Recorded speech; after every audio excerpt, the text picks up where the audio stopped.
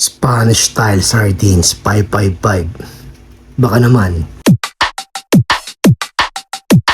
Yun. For today's video mga tol, magluluto na naman tayo ng sardinas. Spanish style sardines nga pala mga tol. 555, baka naman. Sineparate ko lang pala tol yung sauce pati yung sardinas. Huwag mo itatapon tol yung sauce kasi mamaya gagamitin natin yan. Tapos tol, set aside na rin natin muna yan. Tapos maghiwa na tayo ng ating mga aromatics. Inuna ko nga pala tol dito yung kamatis. Hihiwain natin siya tol ng julienne and then hihiwain natin siya ng cubes. Pero tol, kung meticuloso kayo sa pagkain, pwede nyo naman tanggalin tol yung buton ng kamatis para hindi magtubig siya. So ayan tol, meron din pala yung red bell pepper. Pwede rin naman kayo gumamit ng green bell pepper mga tol. Tapos ganun din pala gagawin ko dito mga tol. Hiwain ko siya ng julienne. And then small cubes ulit mga tol. So ayan tol. Tapos meron din tayo dito bawang. Syempre ganun din gagawin natin dyan tol. Chachap lang natin siya. And then meron din tayong sibuyas. Syempre always partner yan. And then tol, magpakulo rin tayo ng tubig kasi gagawa tayo ng pasta water. Tubig, asin, pati mantika lang yan mga tol. Gamit nga pala ko tol ng spaghetti pasta. Pwede rin naman kayo gumamit ng linguine. Kahit anong pasta na meron kayo. Basta tol yung mahabang pasta gagamitin nyo. So pinakuluan ko lang yan tol ng 8 minutes para al dente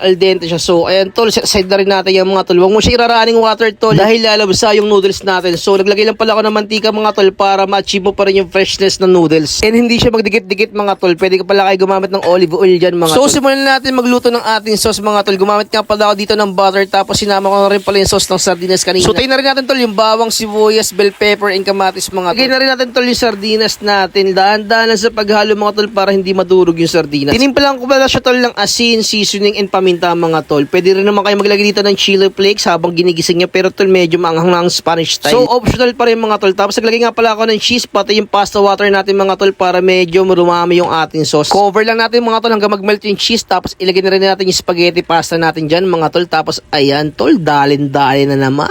Kung umabot ka nga pala sa part ng video na to, pa-comment down below namang sa kaparte ng mundo, parte ng Pilipinas para mabati naman kita sa mga next vlogs ko, diba? Another dish na naman tayo mga tol. At syempre, pa nagustuhan mo ang video, don't forget to like and follow my page mga tol. Tapos ayan tol, plating time. Pasta natin mga tol, tapos sardinas, lagyan mo ng bell pepper, kamatis, spring onion, and then yung chili flakes natin mga tol. Tapos ayan, tikiman tayo.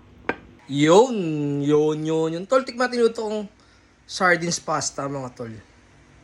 Ayan tol, diba? Ito yung sardinas oh.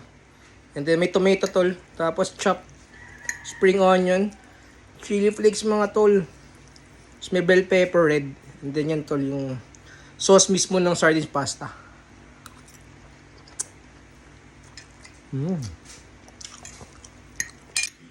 Dali boy. Saktong-sakto yung combination ng tomato, garlic, onion, and then yung chili flakes tol.